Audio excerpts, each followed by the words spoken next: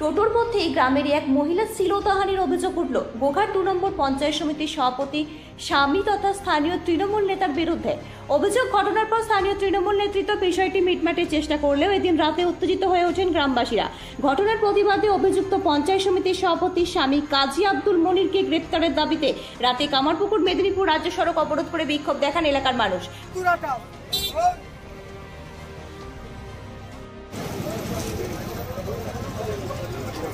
ঘটনাস্থলে পুলিশ গেলে অবরোধকারীদের সঙ্গে বচসাও হয়। পরে পুলিশি আশ্বাসে 30 মিনিট পর অবরোধ ওঠে।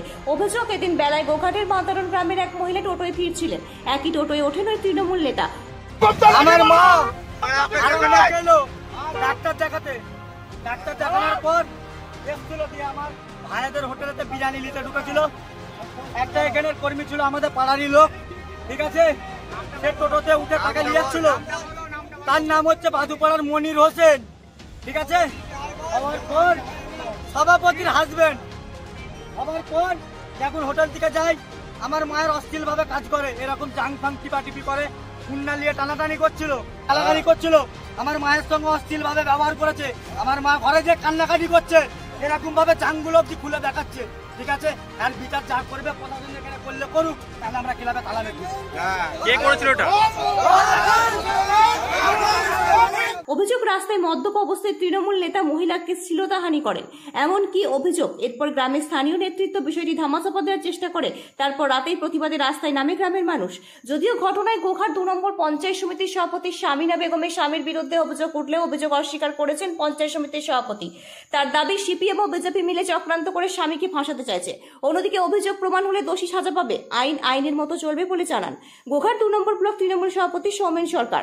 তবে এই ঘটনায় তৃণমূলকে আক্রমণ করতে ছাড়েনি বিজেপি। এটাই তো তৃণমূলের কালচার। এই দলটার নামই তো তৃণমূল দল, যেখানে নারীদের সম্মান করা হয় না, যেখানে হসপিটালে চাকরি করতে গিয়ে নার্সকে ধর্ষণ করা হচ্ছে, স্কুলে বাচ্চারা পড়তে যাচ্ছে সেখানে ধর্ষণের শিকার হচ্ছে, কলেজে যাচ্ছে শ্লীলতাহানির শিকার হচ্ছে, রাস্তায় পথ চলতি মেয়েদেরকে অত্যাচার করা হচ্ছে।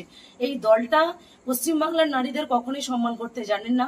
পশ্চিমবাংলার নারী মানে তাদের কাছে ভোগের বস্তু। আবারও পরিচয় হয়ে গেল আমাদের গোঘাট 2 নম্বর ব্লকের পঞ্চায়েত সমিতির সভাপতি স্বামী সেটা করে তা দেখিয়েও দিলেন। এই লজ্জা তো পশ্চিমবাংলার লজ্জা, মমতা ব্যানার্জির লজ্জা।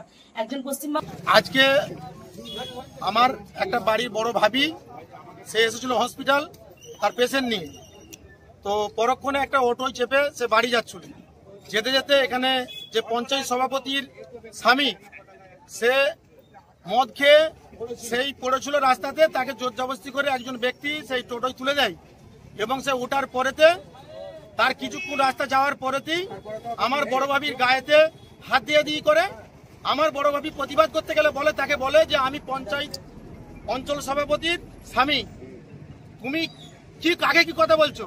তারপরে সে বলছে তুমি যাই হও, তো তুমি আমার গায়ে কেন হাত দিচ্ছ। যখন সে বলেছে গায়ে কেন হাত দিচ্ছ, তখন সে তাকে গালাগালি এত অশ্লীল ভাষা বলেছে যেটা মুখে উচ্চারণ করা যাবে না, আমার পক্ষে উচ্চারণ করা সম্ভব নয়।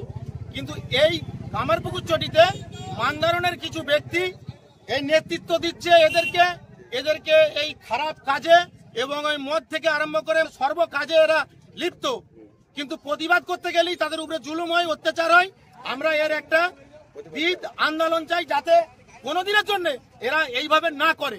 বিষয়টা হচ্ছে, শুনুন, এটা হচ্ছে, যেহেতু জানেন যে আমি তৃণমূল কংগ্রেসের পক্ষ থেকে পঞ্চায়েত সমিতির সভাপতি, হ্যাঁ, এটার জন্যই হয়তো বিরোধীরা এখানে কিছু সিপিএম বা বিজেপি বিরোধীরা এটা পুরো পরিকল্পনা করে সাজিয়ে যাতে আমি বা আমার স্বামীর একটা আসে, সেই জন্য এটাকে ওনারা করছে। আমার স্বামী, আপনারা দাদা এলাকায় এসে জানতে পারেন যে আমার স্বামী কোনোদিন মাথা তুলে কারোর দিকে তাকায় না, আর কারোর সঙ্গে সেইভাবে কথাও উনি বলেন না।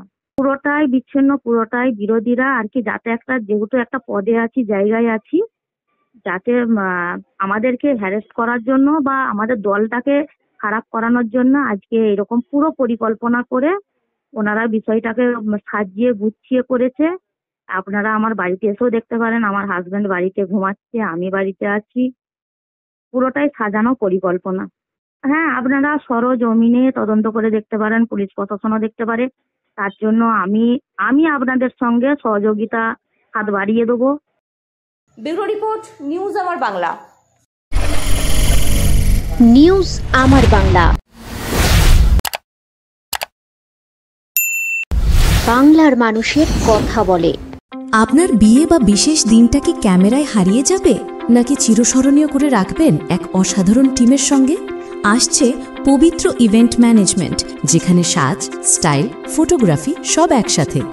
ডিএসএলআরে ফুডশুট, ডেকোরেশন, মহিলা ক্যাটারিং, ডিজে, ফুল সেটআপ সব আমরা করব একদম আপনার মনের মতো প্রফেশনালভাবে। বুকিং শুরু হয়েছে। আজই কল করুন 9775104543 অথবা 8798006437। পবিত্র, আপনার ইভেন্ট আমাদের দায়িত্ব।